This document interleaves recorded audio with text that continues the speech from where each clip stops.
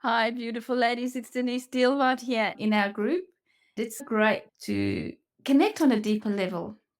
Grief, especially the loss of your life partner, is so hard. It's not something we can just mask and move on from. When I lost Martin, it was really sudden. I was only 51 and Martin was 55. He had a blood clot.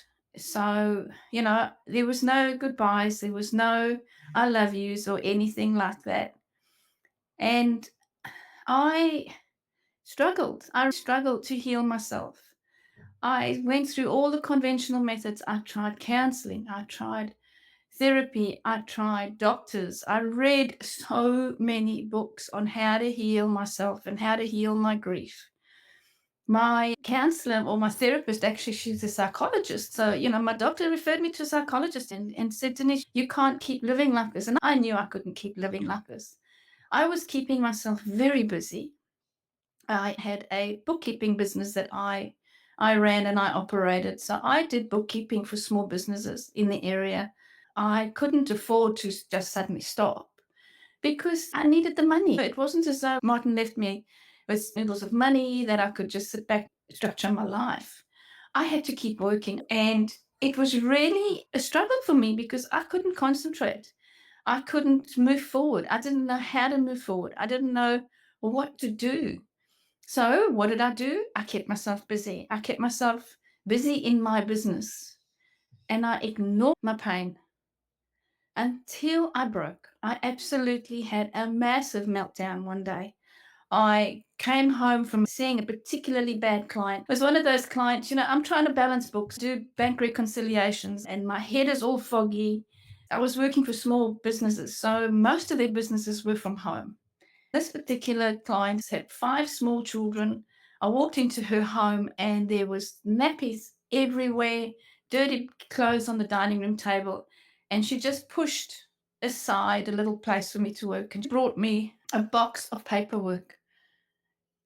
She expected me to know exactly what was in the box and create a profit and loss and a balance sheet without any input from her. Every time I asked her a question and I was going through the box, I said to her, "So what is this for?" She went, I don't know. Aren't you the bookkeeper? You should know." I, of course, didn't tell her that my husband had just passed away 6 weeks before. She was a new client. We soldier on, we mask our pain. But that was my turning point. I got home and I went, "Denise, you can't do this anymore. You cannot do this anymore. Who are you? Where do you belong in this world now?" I had never lived on my own before. I don't know whether you ladies can relate. I know a lot of my clients do relate. Mark and I met when I was 16 at my friend's 16th birthday party. Joey had a 16th birthday party, and Martin and I met there. I noticed this guy with his eyes on me all the time. And we ended up getting married and lived together till he died. So I went from my mother's house to my married house. I'm an only child. Yeah, so I've never had anybody that I could argue with or fight with. So I went from my mother's house to being married, then having kids in the 70s. We have our kids, we get married. Life happens, we have our arguments, we're going to kill our husbands, we're going to leave home, then we come back together again. We grew together. So when he died suddenly and unexpectedly, he was healthy. There was no reason for him to die. He wasn't sick, he wasn't diagnosed with anything, he was just gone. When he passed away, I was so lost. I didn't know what was happening. I didn't know whether I was up or whether I was down. I didn't know whether I was left or right. All I knew was that I had to keep myself busy because it kept me from thinking and going down into those raw grief emotions. I didn't have to face them. As long as I was balancing books and seeing clients and keeping myself busy every single day, that exhausted me so much. By the time I got home at night, I just collapsed into bed. Up again the next morning, keep myself busy. I did this until I absolutely crashed. I crashed. 6 months later, I had been seeing a psychologist. I knew I was struggling, but we don't admit it. And we don't really want to put our hands up for help because we think we can do this on our own. We think, you know what? I've got this. I've just got to wait for time. Everybody says, time heals all. Don't worry about it. Just breathe. Well, we are breathing. We're breathing deep. We're breathing, we're struggling, we having panic attacks. I had never had a panic attack in my life until Martin died. I didn't know what a panic attack was until Martin died. I was tempted to take medication, but I knew that if I took medication, I would be masking my pain. I would be masking and just putting a band-aid over what I was going through. So the next thing is that we all do is keep myself busy, throw myself in my business, throw myself in my grandkids, throw myself in my kids. I was cleaning house and on the outside. And I know a lot of you have had this said to you, and so many of my clients have had this said to them. You're doing so well. Wow. Look at you. You're coping so well. And what do you say when somebody says that to you? You go, yeah, I know. Thank you. But you know in your inner core being that you're not doing well. You really aren't. You're going through crud. You're going through mud. You get home after your day or after seeing the kids or the grandkids or they leave. They might come and visit you and you have friends over and everybody says how well you're managing and how proud they are of you because you're doing so well or you're looking so well or whatever they say to you because they don't know what to say to you. And then you crumble. So what do? You start keeping yourself busy because you don't want to go into your grief, raw emotions. I didn't. We're human. You're human. Because what happens when we let ourselves go and we let ourselves feel, we fall to pieces. We fall to tiny little pieces of not knowing what to do with those emotions. What I have learned over the years, over the decade of helping widows heal, what I've learned within myself is that grief does not heal. And I'll repeat that. Grief does not heal because grief is love. And love is an emotion. We cannot heal emotions. What we can heal is ourselves. We have to heal ourselves on an inner core level because then we don't need to keep ourselves busy. Keeping ourselves busy, we are in denial. We are in complete, we live in that land of, okay, we've got our mask up. We pretend and we are lying to ourselves. I had a beautiful client this week say to me, she's a week into the flow program. She said, Denise, I have stopped lying to myself. I can't believe that all these years I have been lying to myself. And now I can see where I'm lying to myself. Because we do that. We lie to ourselves. We pretend that we're okay. We don't want to go down into that bottomless pit of grief because it's painful. If it's painful, we don't want to feel that pain. But we have to feel it. Here comes the crunch. If we're on our own trying to feel that pain, we don't know what to do with it. We don't know what to do with that emotion. I tried. My clients tried.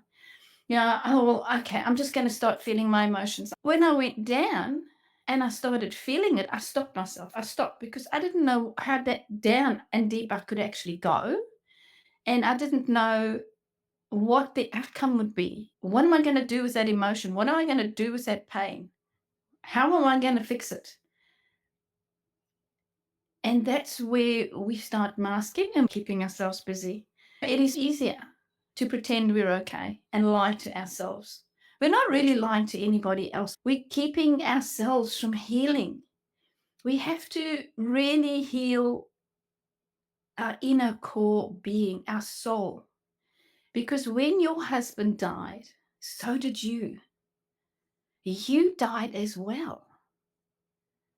That beautiful wife, carer that you were, is no longer. So you've lost your identity, your purpose, your role. No wonder you're struggling. No wonder you don't know how to start moving forward. Because it's crazy to think that we can move forward in our grief journey and in our life being exactly the same person we were when our husbands was alive. We can't do that. Oh, you can limp along for the rest of your life and just survive. but not truly live with joy and purpose. It's a choice. It's a choice. So by keeping yourself busy, you are pretending and lying to yourself that you're okay. It's part of being human. We don't want to face the hard bits of life. We don't want to face life's challenges. But imagine a life without challenges. How boring would that be? We wouldn't grow as people. What my grief journey has taught me and shown me, and it has for all my clients as well, is that the only way is up. You've hit rock bottom. You've walked through a fire that, unless you're a widow, nobody else understands. Nobody understands those hot coals that you're still trying to juggle around. But it's time for you to really excel in your life, because now is your opportunity to grow. Now is your opportunity to step into who you really are.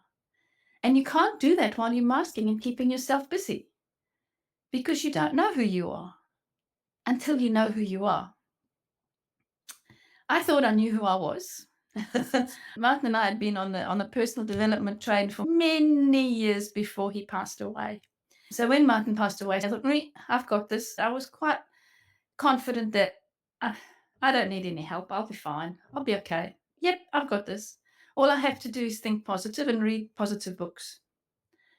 How wrong was I? I really thought, you know, I just need to read lots of Tony Robbins and Louise Hay and all the books out there, and I would be okay. But what I didn't realize is that books are just information. It's great if you're an information gatherer. What is an information gatherer?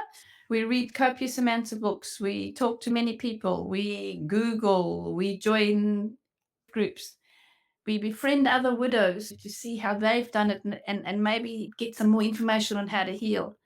So type in the comments below, yes, I'm an information gatherer. Because we become information gatherers. I Googled so many how to heal grief. What is grief? How to get over grief after losing a partner? How to be a widow? I Googled it until I realized that I wasn't getting better. I was reading all the memes that come through. I was reposting them because this is so much information. This is amazing. Hey, Maggie, how are you? Yeah, Maggie says, yes, I'm an info gatherer. It's human nature. We want more information. Give me more. But unless we actually implement it and make changes, nothing is going to change. Nothing in your life is going to change unless you implement what you've learned. So it just goes in one ear and out the other. And you think, wow, that's a good idea. That sounds great. Oh, you did it that way. Oh, fantastic. And you might even try it, but it doesn't work for you.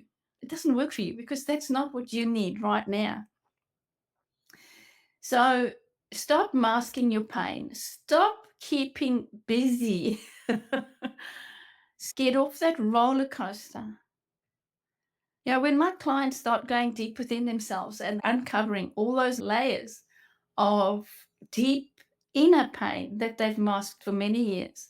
We all do that. We mask our pain. We mask stuff that happens in our life.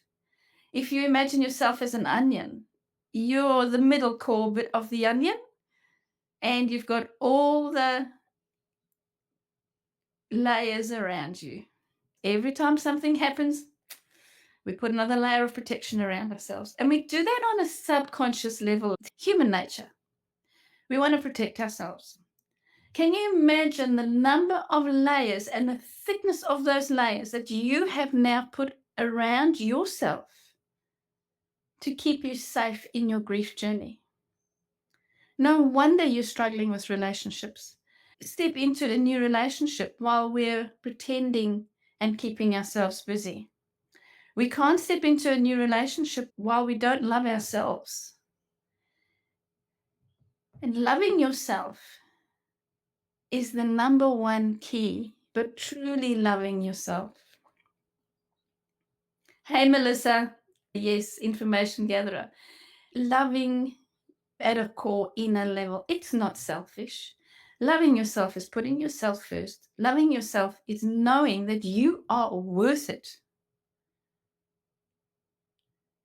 So many of my clients, when they start working with me, have very low self esteem. They don't value themselves because we have been taught and programmed that we need to be there for everybody else. As women, we're the nurturers. That's our nature. As we are naturally born nurturers. We want to step into our lives, but we want to nurture others. You've nurtured your husband, your kids, your grandkids. And therein lies the keeping busy. We throw ourselves into other people's lives because we don't want to acknowledge ourselves. We don't know how to live with ourselves. We don't know how to love ourselves. We don't know how to nurture relationships. And relationships is not just having a lover in your life.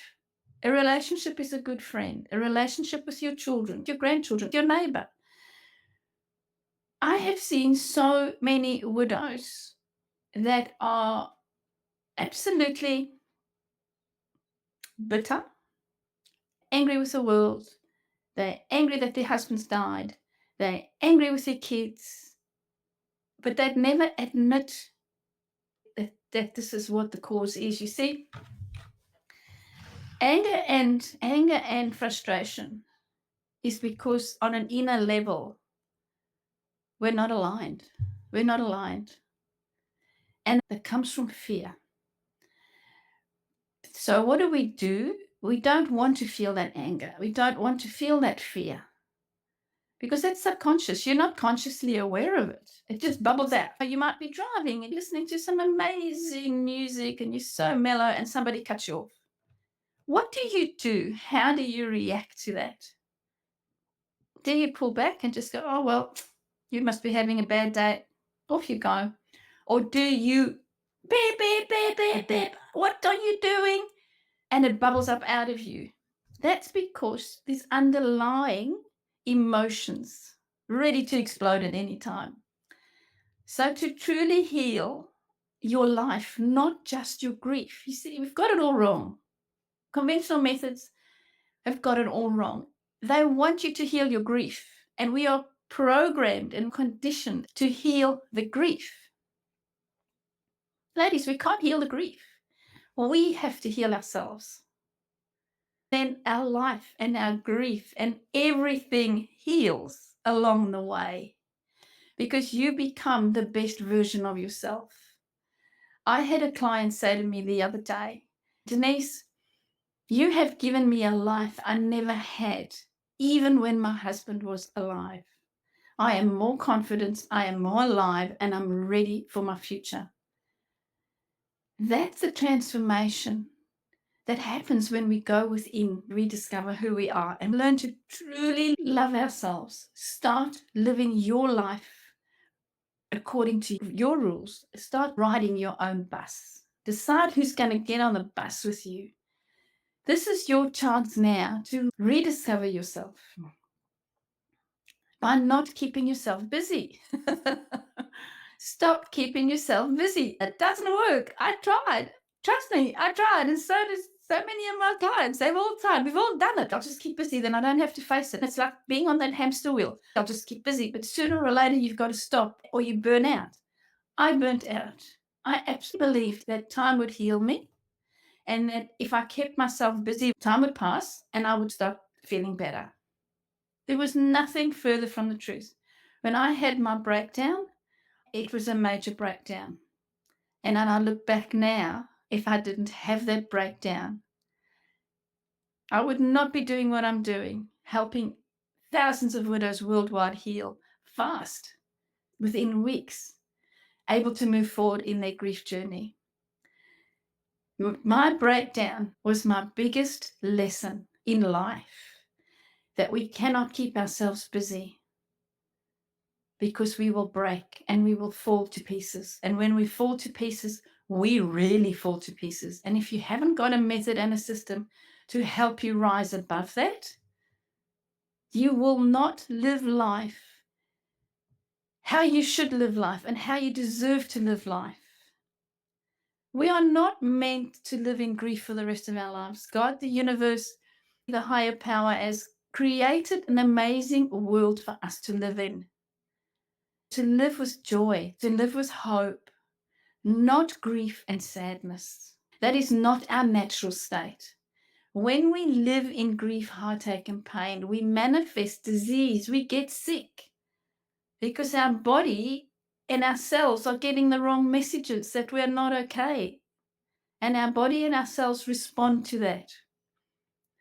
So, ladies, book a call with me if you want to know how to move forward and you want to know how you can start living with joy and you can start getting off that roller coaster, getting off that keeping busy train. You know, let's talk, see if I can help you move forward. If not, we've had an amazing chat. It's a free call. I'm in Australia. It doesn't matter.